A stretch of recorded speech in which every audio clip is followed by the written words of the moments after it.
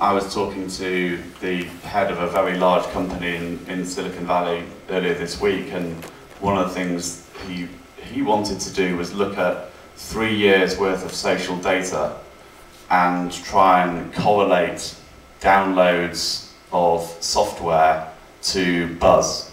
And some of you might have seen the study that was done, I think it was by HP, which basically showed, they created a model to show that for the opening weekend of a new film, they could very accurately sort of forecast ticket sales by the amount of sort of buzz on Twitter.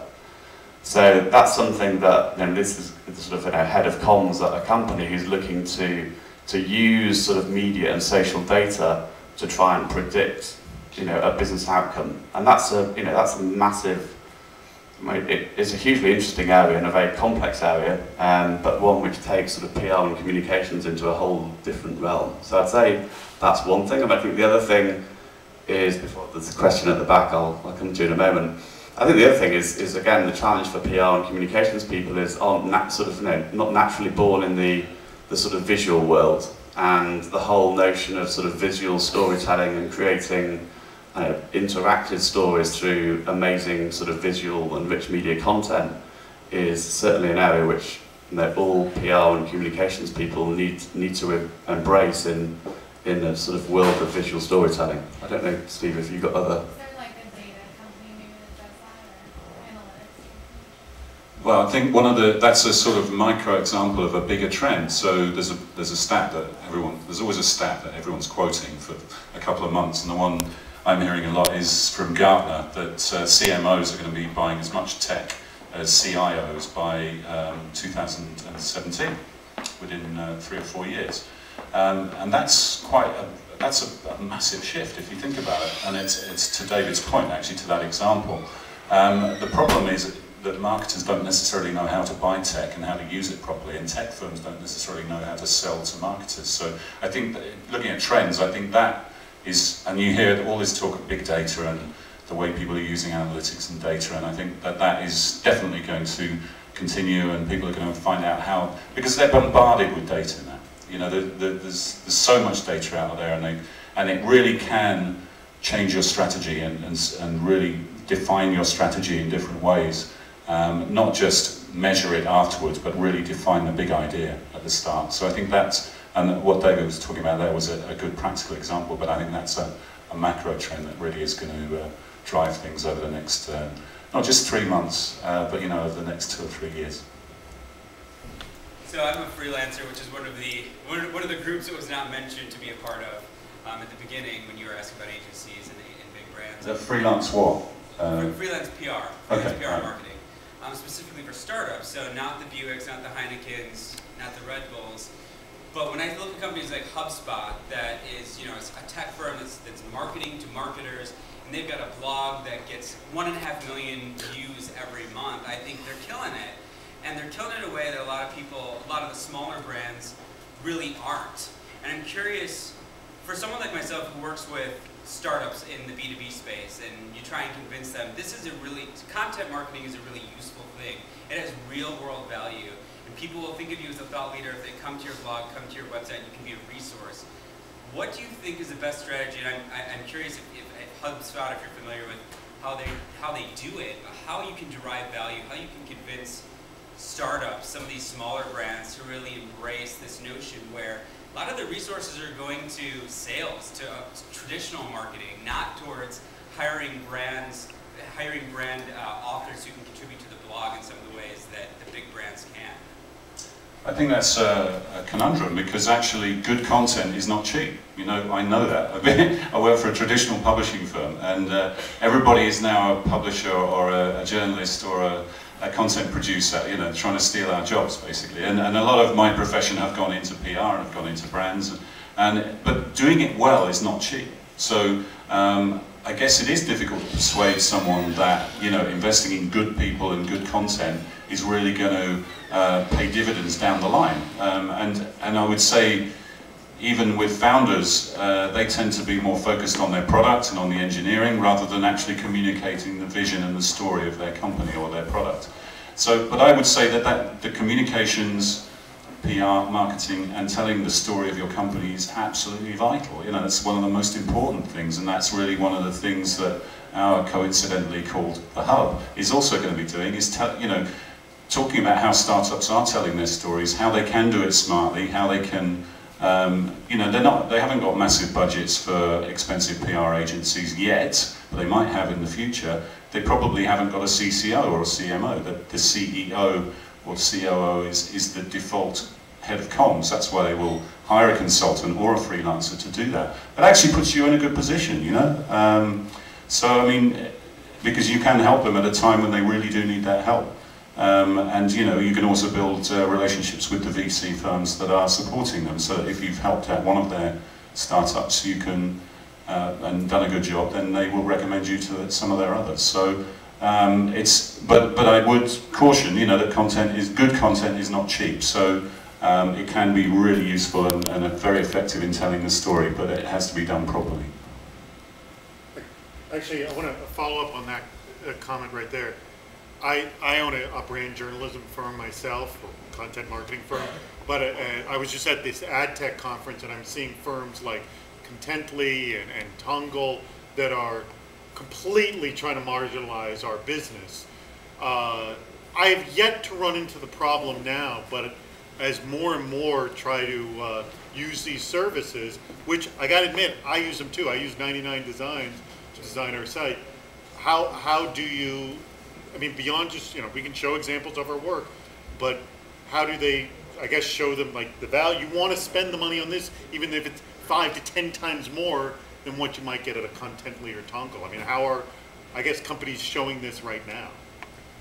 Well, I guess you've got to demonstrate your story and tell the story of what you're doing that's adding more value than them using a Contently. So, I mean, yeah, we're all telling our stories, aren't we? Everyone's got to do it.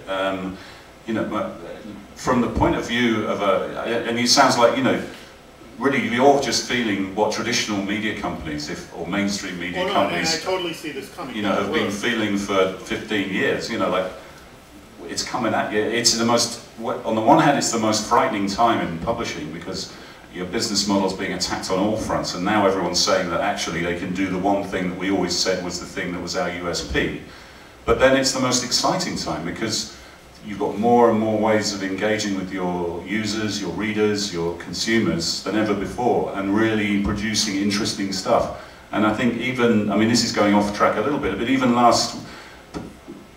but the mainstream, well, last week was an incredible week on so many levels, but it really did put the mainstream media in the focus, because what we add and what quality content producers add is credibility, and you've got to keep that at all times. Otherwise, you know, if you start losing it, like CNN and Fox and even the New York Times, the New York Post, even AP, you know, then you're losing your USP. So I think that everybody is really trying to get comfortable or trying to work their way through this new world, and it's not easy for anyone. And even in your world, you know, you're already coming up against competitors attacking you from different sides. But at the end of the day, you've got to invest in that quality and demonstrate what that quality can offer to your clients and to your customers ahead of the competition.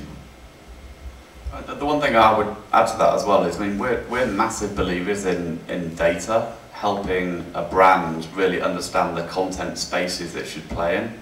And, you know, we work with Virgin, we work with Cisco, you know, doing exactly that. And I think if you can, and it goes back to the sort of startup question as well, is I think one of the key things is to be really clear about the sort of the white space that you want to play in. Anyone can create content, and lots of organizations create loads of content. But I think doing it with a very specific purpose and really trying to own specific, you know, spaces, conversations, call them what you will, is the only real way to win, because, you know, you have to like really focus to make a difference and create like awesome content in a world when there's probably way too much content. So we're massive believers in using data to understand what content do people really give about, and that's the really key part of, you know, being successful at the, you know, creating a great content strategy. So, yeah. If I could follow on that, what have you found in terms of content that actually works well? So should companies that aren't like giant brands like Coca-Cola, where you're just trying to like create brand awareness, but for like companies, do you create content that is a veiled small advertisement for what you do, or is it supposed to be, you're supposed to be more of like a resource about the space generally? Like, what actually works? So we sort of, when we think about this, and it's a great question, is we sort of have a picture in our heads of sort of two intersecting circles, and on the one hand you've got, you know, the stuff that the brand wants to push and shill and all that classic marketing 1.0, and then on the other side you've got, you know, the stuff that your customer, consumers, real people care about. And if you can find the intersection between the things that people really care about and the things which are, you know, relevant to your brand, that is the sweet spot for a content strategy. And I think all too often, I mean, I'm definitely not going to name the client, but, you know, we work with, you know, a big enterprise software company in the UK, in Silicon Valley, and they just don't understand that what their customer really cares about, and all they want to do is talk about the product, and, you know, it's a disaster. So that's where I think you can use data and mine, you know, all the forums, communities that exist where your customers hang out, and you can very quickly find out the things that they really care about. And then if you can map that onto what you believe in as a brand and find that sort of sweet spot in the middle, you'll be successful. The data's there. That's the great thing about, you know, Tinternet. The data is there, so you can see what people care about without doing expensive focus groups. So how do you measure success in a content marketing strategy? Have you come up with like methodology or KPIs that tells you, hey, you're successful with it? Yeah, I think it depends on what the goal is, and you know, the way we tend to think about it, I'm not saying it's the right way, but you can, you know, if you think about the sort of the classic consumer sort of decision journey, and, you know, from sort of, you know, awareness all the way through to sort of consideration, purchase, and then sort of recommendation and advocacy, then you can actually create content that, you know, maps onto the different phases of that journey. So that's how we tend to sort of, you know, measure the impact of, you know, the stuff that we're doing. If, you know, if you're trying to create awareness, you create very different content than if you're trying to, you know, create content at the point of purchase, or if you're trying to drive and build advocacy. So I think what, you know, the way we think about it, again, I'm not saying it's the right way, but is to think about, okay, which part of the journey you're trying to influence, and then align the KPIs against that, and create content that people care about at that point in the journey. Again, it's all there in social media. We quite often do, you know, analysis to see, you know, what are people talking about pre-purchase, what are they talking about post-purchase, what are they talking about at the point of purchase, and again, you can get all of that data from social. So that's how we tend to think about it. Yeah.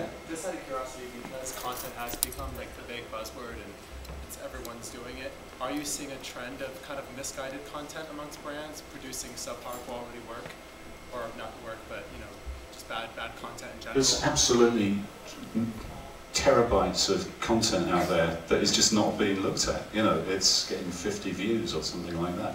In answer to that last point, you know, how do you, what is good content and how do you measure it? Well, maybe a good rule of thumb is is it something that people want to share? You know, is it something, everybody does this, is it something you'd want to share on your Twitter feed? Is it something you want to share on Facebook? And if it is, then it's probably, because that says something about you. The type of content you're sharing says something about you. So if you're happy to share it, then it's presumably got some value. And that's a pretty good rule of thumb, but that's the S in the peso mix, if you like, where something really just takes off, goes viral, you know, the old truth. And then measuring it at the bottom line is tracking that through to a business benefit for the brand, or you know, and that could be in. I mean, look, this is a thing PR has struggled with forever. But the old adage that, you know, 50% of my advertising doesn't work, and I just don't know which half. That's not true anymore. Actually, you do. You know, you can. There's more data and analytics tools out there now than ever before, and you can measure what works. So you know, that's this whole point about marketers and data. That's why they're investing so much in it. They're investing up front to make sure they get the right strategy, and then they're investing at the end to measure what's working and to check back, rather than just doing something and then retrofitting some analytics and data to justify their strategy up front, you know, that they came up with. Nowadays, you're using it in a smart way up front, and then you're measuring it at the back end, and then you're hopefully presenting it to your C-suite, and they're going to invest more money in it down the line.